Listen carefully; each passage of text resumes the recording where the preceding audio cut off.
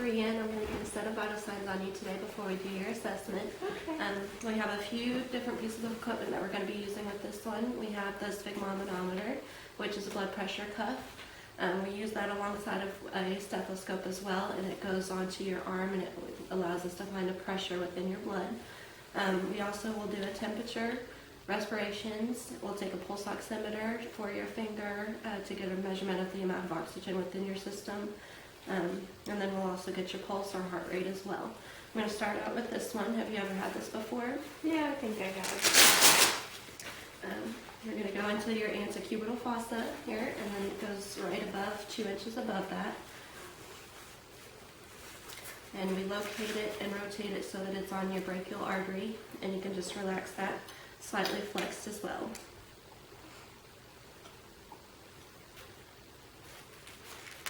To make sure, does that feel like it's too tight on your arm? Mm-hmm. Okay. And this equipment has been cleaned before it was in use for you. First, I'm going to find out your pulse before I listen.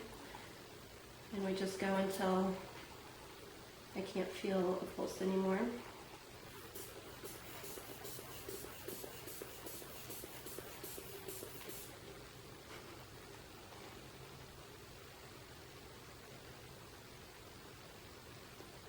Okay. And that is your systolic pulse pressure, or your palpable systolic pressure.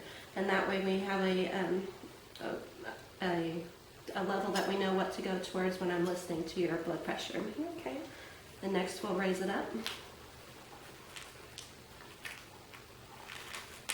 And go ahead and relax your arm for me.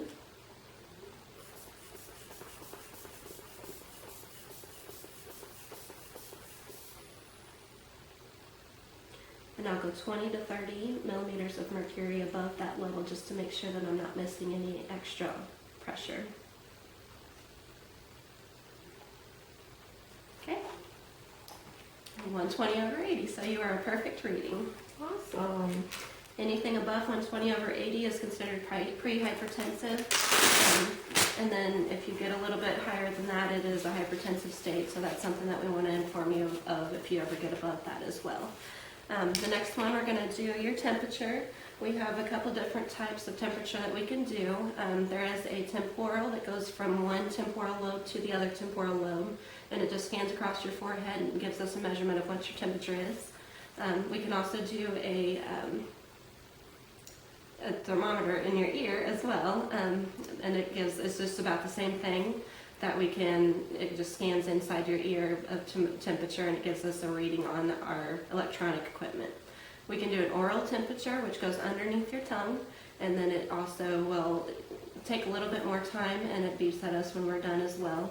And then the last option is a rectal temperature as well, where you just lubricate the thermometer and stick it in about 1 inch or less into the rectum. So is there a way that you would prefer?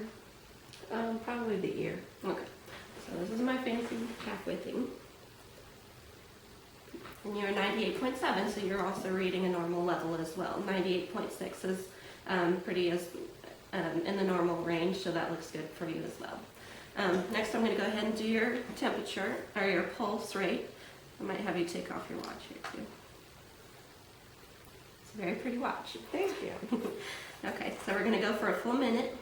I've got my watch on as well. And I just palpate it. It's called your radial pulse.